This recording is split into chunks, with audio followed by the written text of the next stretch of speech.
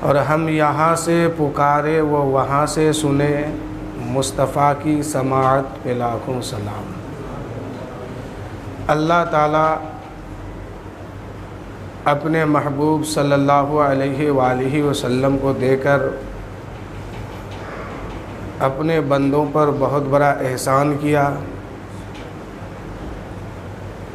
اگر وہ نبی اس دنیا میں تشریف نہ لاتے تو آج انسانوں کو نہ کھانے کا ڈھنگ ہوتا، نہ چلنے کا طریقہ معلوم ہوتا، نہ سونے کا معلوم ہوتا ہے، نہ جاگنے کا، کیسے زندگی گزارنی ہے۔ اللہ تعالیٰ نے اپنے حبیب کو بھیج کر یہ فرما دیا کہ جو رسول تمہیں دے اسے لے لو، اور جس سے روکے اسے رک جاؤ۔ اور اللہ کے رسول نے جو دیا یہی طریقہ ہم سب کے لیے نمونہ ہے، اور سب سے افضل دنیا میں یہی طریقہ ہے۔ اس طریقے کے مطابق کوئی طریقہ نہیں، اس مذہب کے جیسا کوئی مذہب نہیں، اس دین کے جیسا کوئی دین نہیں، اور وہ ہر عالم کے لیے رحمت ہے۔ کسی بھی عالم میں رہ جاتے یہ ان کی مہربانی ہے کہ یہ عالم پسند آیا۔ کل جو ہم لوگوں نے عید کی نماز پڑھی، یہ عید کی نماز کیا ہے؟ اگلے لوگ جب میرے آقا دنیا میں تشریف نہیں لائے اس سے پہلے اللہ نے تو سب سے پہلے اپنے حبیب کو ہی بنایا، لیکن تمام نبی کے بعد اپنے محبوب کو بھیجا۔ اللہ کا یہ کم احسان نہیں ہے کہ جس کو اس نے محبوب بنایا اسی محبوب کو دے دیا۔ دنیا کے تاریخ میں کسی پنے پر یہ بات موجود نہیں ملے گی لکھی ہوئی کہ کوئی اپنا محبوب کسی کو دے دے۔ جو جس سے محبت کرتا ہے، جو جس کو محبوب مانتا ہے، وہ اپنا محبوب کسی کو نہیں دیتا ہے، اس کو بچانے کے لیے اپنی جان قربان کر دیتا ہے۔ اپنی جان دے کر کے بھی اپنی محبوبیت کو وہ بچا لیتا ہے۔ یعنی جس چیز سے وہ پیار کرتا ہے اس چیز کو بچانے کے لیے اپنی جان قربان کرتا ہے۔ اللہ کا بے پناہ فضل اور احسان ہے کہ اللہ نے جس کو اپنا محبوب بنایا اور محبوب بنا کر کے بندوں کے بیچوں بیچ میں مبعوث فرما دیا۔ جب بندہ کسی کو محبوب بناتا ہے تو اب بندے کے سمجھ میں اور چیز نہیں آتی ہے، سب سے زیادہ محبوب وہی چیز اس کو لگتی ہے۔ ایک معمولی سا بندہ ہے جو کچھ دین کے لیے دنیا میں آیا، پھر اس دنیا سے فنا ہو کے اس کو جانا ہے، اس کا یہ عالم ہے کہ یہ جس چیز کو اپنا محبوب بنا لیتا ہے اس کے لیے اپنی جان قربان کر دیتا ہے، لیکن اس چیز کو وہ بچا لیتا ہے، اس چیز کو کسی دوسرے کے حوالے نہیں کرتا۔ لیکن وہ خدا جو ہمیشہ سے ہے، ہمیشہ رہے گا، جس کے لیے نہ موت ہے نہ جس کے لیے فانی زندگی ہے، وہ ہمیشہ باقی رہنے والی ذات ہے، اس نے جس کو جو اپنا محبوب بنایا وہ بھی محبوب کائنات میں سب سے زیادہ افضل بنایا۔ 18,000 مخلوق میں سب سے افضل اپنے نبی کو بنایا، اپنے محبوب کو بنایا، اور 18,000 مخلوق سے پہلے اللہ تعالیٰ نے اپنے محبوب کو بنا کے تیار کیا۔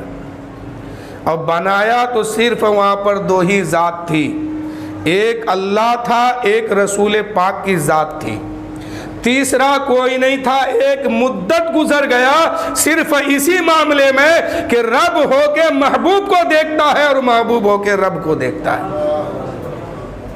اور رب نے کہا کہ محبوب میں نے تم کو پہلے اس لیے بنایا ہے کہ میں تمہیں بنا کے دیکھ رہا ہوں، تو بن کے دیکھو مجھے، میں تمہیں سوار کے دیکھ رہا ہوں، تو سور کے دیکھو، میں تجھے سجا کے دیکھ رہا ہوں، تو سج کر کے دیکھو، میں نے تیسرا بنایا ہی نہیں جو انگلی کرے۔ اتنے پیار سے بنایا، اتنا سجایا، اتنا نکھارا اس کے بعد افضلیت کا مقام دیا کہ محبوب میرے بعد اگر کسی کا رتبہ مرتبہ ہے تو وہ صرف تیرے ذات کی ہے، باقی کسی کی نہیں ہے۔ اب جو بھی دنیا میں آئیں گے، کائنات میں آئیں گے، میں جس کو بھی بناؤں گا وہ تیرے بعد ہی ہوں گے۔ اللہ کے بعد رسول، رسول کے بعد ہی سب۔ مقام مصطفیٰ کیا ہے؟ محمد کا خدا جانے۔ خدا کی عظمت کیا ہے؟ یہ محمد مصطفیٰ جانے، اور مقام مصطفیٰ کیا ہے؟ یہ محمد کا خدا جانے، تیسرا کوئی نہیں۔ اللہ کی ذات کا مرتبہ کیا ہے؟ یہ صرف حضور جانتے ہیں، اور حضور کا مقام کیا ہے؟ یہ صرف خدا جانتا ہے۔ کیونکہ میرے آقا نے ایک بار یہ بھی فرمایا کہ اے صحابہ، میرے چہرے پر نور کا پردہ رکھا ہوا ہے، مجھے کوئی اصلی صورت میں نہیں دیکھا ہے۔ جبرائیل امین ایک بار حضور کی بارگاہ میں آئے تو جبرائیل سے میرے آقا نے فرمایا، جبرائیل میں تیری اصل صورت دیکھنا چاہتا ہوں، ذرا پردہ ہٹاؤ، چہرہ دکھاؤ۔ تو جبرائیل نے ایک فخر والی بات وہاں پر رکھی کہ یا رسول اللہ، اللہ تعالیٰ نے مجھے اتنے پر دیے ہیں کہ اگر میں ایک پر کو مشرق کے طرف کھول دوں اور ایک پر کو مغرب کے طرف کھول دوں تو زمین چھوٹی پڑ جائے گی،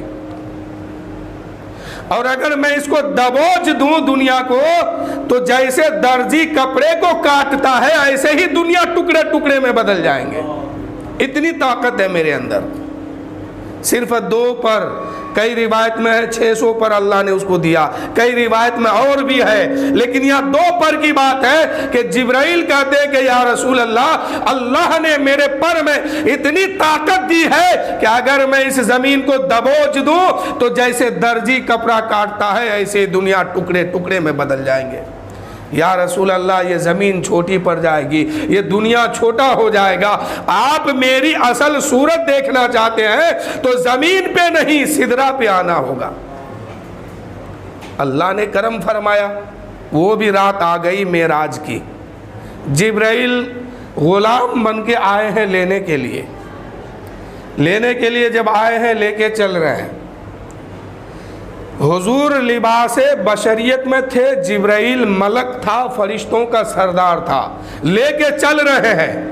مسجد اقصی پہنچے، امامت میرے حضور نے فرمائی، تمام انبیاء و مرسلین، تمام رسول وہاں پر مقتدی ہوئے، اسی مسجد جس کے بارے میں آج لڑائی ہو رہی ہے۔ اللہ تعالیٰ وہاں کے لوگوں کو فتح عطا فرمائے، اور اللہ وہاں کے لوگوں کو کامیاب عطا فرمائے، اور مسجد اقصی مسلمانوں کے ہاتھوں فتح عطا فرمائے، مسلمانوں کی حفاظت میں کر دے۔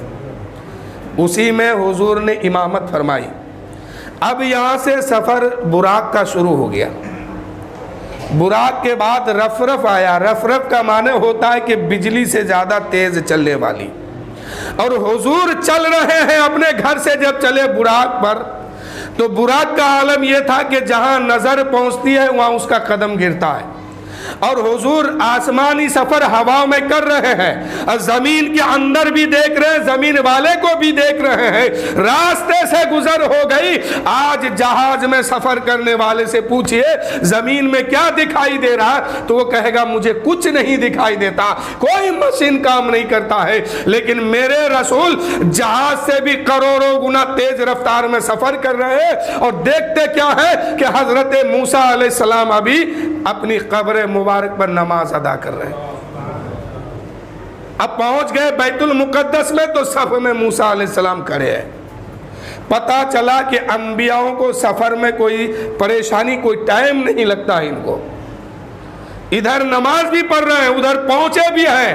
براق کا عالم یہ ہے کہ حضور جو پہنچے ہیں براق کے رفتار سے پہنچے ہیں، یہ جہاز سے بھی کروڑوں گنا تیز چلنے والی سواری ہے، جہاں نظر پہنچتی ہے وہاں اس کا قدم گرتا ہے۔ دیکھتے ہیں کہ موسیٰ قبر میں نماز پڑھ رہے ہیں، اور مسجد اقصی پہنچے تو دیکھیں کہ صف میں بھی کھڑے ہیں۔ یہاں پر ایک مسئلہ اٹھ سکتا ہے، ایک بات نکل سکتی ہے کہ رفتار براق کا یہ تھا کہ نظر سے بھی تیز ان کا قدم چل رہا تھا۔ موسیٰ علیہ السلام نماز پڑھ رہے تھے اپنی قبر مبارک پر، اور مسجد اقصیٰ حضور پہنچے تو حضور سے پہلے موسیٰ کیسے پہنچ گئے؟ تو یہاں پر بات صاف سمجھ لیجئے کہ حضور جو سفر کیے وہ براق کی طاقت سے سفر ہوئی، اور موسیٰ علیہ السلام جو سفر کیے وہ نبوت کی طاقت سے سفر کیے۔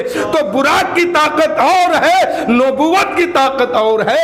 کسی کی مجال نہیں کہ نبوت کے سامنے انگلی اٹھا سکے۔ حضرت موسیٰ علیہ السلام اپنی نبوت کے طاقت سے چلے ہیں، اور حضور نبوت کے طاقت سے نہیں چلے ہیں، براق کی طاقت سے چلے ہیں۔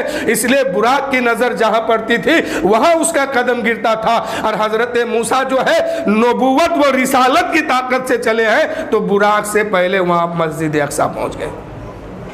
اب امامت کی، اب وہاں سے جو سفر شروع ہوا تو ایک براق نہیں، اب رف رف کی باری آ گئی۔ رف رف یہ کہ نگاہ ٹکنے والی چیز نہیں ہے، یہ نگاہ اس پہ جمے گی نہیں۔ جہاز کتنوں تیز چلے نگاہ ٹک جاتی ہے، کتنوں اوپر چلے نگاہ ٹک جاتی ہے، چڑیا کے موافق اس کو دکھائی دیتا ہے کہ جہاز چل رہا ہے، لیکن رف رف اس کو دیکھنے والی چیز نہیں ہے۔ بتایا گیا کہ یہ بجلی سے بھی زیادہ تیز ہے۔ کلکتہ میں ابھی لائن دیا جائے تو 1 سیکنڈ میں آپ کے قائم نگر میں آ جاتا ہے، وہاں سے یہاں آنے میں اس کو ٹائم نہیں لگتا۔ اگر یہاں سے بجلی آپ کاٹتے ہیں بکسر کی، اب یہاں بٹن ٹیپے وہاں بجلی کٹ گئی، کتنی تیز سفر ہوئی؟ 1 سیکنڈ سے پہلے آپ کا جو رفتار ہے وہ بکسر تک پہنچ رہی ہے، 1 سیکنڈ سے پہلے آپ کا رفتار جو ہے کلکتہ سے قائم نگر آ رہی ہے۔ لیکن رف رف اس سے بھی تیز لکھا گیا ہے کہ اس سے بھی تیز پلک جھپکتے ہوئے یہ سفر کر رہے ہیں۔ پہنچ گئے کہاں؟ سدرا پر۔ اب حضرت جبرائیل رک رہے ہیں، کہہ رہے ہیں کہ یا رسول اللہ اب میری طاقت کی حد یہیں تک ہے۔